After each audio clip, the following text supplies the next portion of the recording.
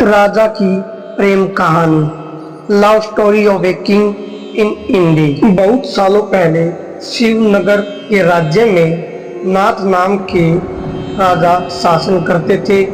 राजा की 3 पत्नियां थी, लेकिन राजा अपनी तीनों रानियों में से सबसे ज्यादा प्यार अपनी पहली रानी से करते थे, क्योंकि वो बेहद खूबसूरत थी।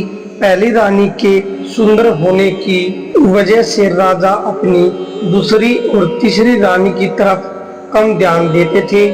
वही दूसरी रानी को राजा अपना अच्छा मित्र मानते थे, तो थोड़ा बहुत उस पर ध्यान देते थे। और बच गई तीसरी रानी, जिसमें उन्हें कोई खास बात लगती नहीं थी, तो उस पर वह सबसे कम ध्यान दे पाते थे। राजा की तीसरी पत्नी उससे बहुत प्यार करती थी, लेकिन राजा को उनका प्यार नहीं दिखाई देता था। राजा हमेशा अपनी पहली पत्नी के साथ ही रहते थे। ऐसे में कई साल बीत चुके थे। राजा की तीसरी पत्नी हमेशा यही उम्मीदों में रहती थी कि किसी दिन राजा उनके पास आए और प्यार भरी बातें करे, लेकिन ऐसा कभी होता नहीं था।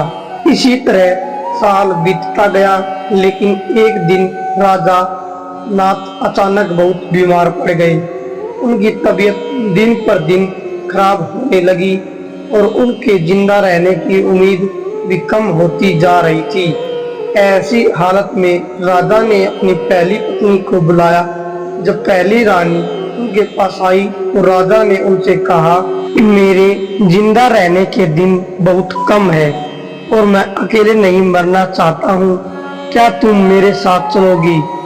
राजा की पहली पत्नी ने उनकी यह अंतिम इच्छा नहीं मानी और कहा, अभी मेरी उम्र ही क्या हुई है और मेरा पूरा जीवन बचा हुआ है, मुझे अभी और जीना है, मैं आपके साथ नहीं चल सकती हूँ।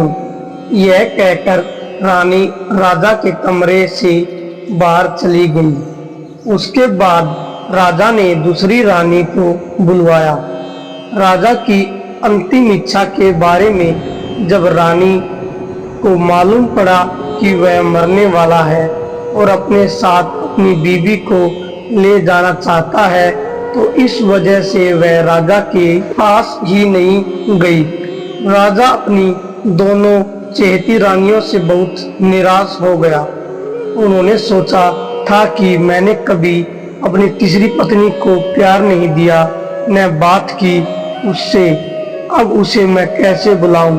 राजा ऐसा सोच ही रहे थे कि तभी तीसरी रानी बिना बुलाए वहां पहुंच गई। राजा की तीसरी पत्नी को राजा की अंतिम इच्छा पता थी, इसलिए उन्होंने राजा से तुरंत कहा, स्वामी, मैं आपके साथ चलने के लिए तैयार हूँ।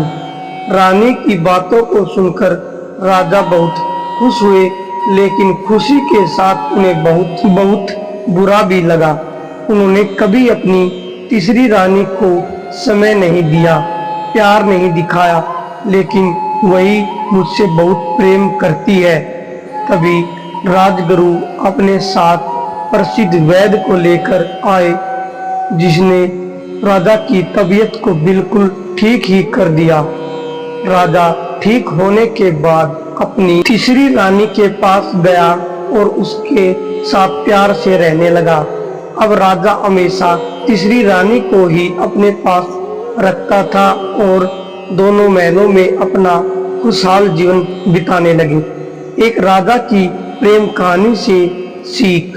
राजा की प्रेम कहानी से हमें यह सीख मिलती है कि हमें किसी भी बाहरी सुंदरता की तरफ आकर्षित नहीं होना चाहिए, बल्कि उसके साफ मन और अच्छे स्वभाव को अपनाना चाहिए।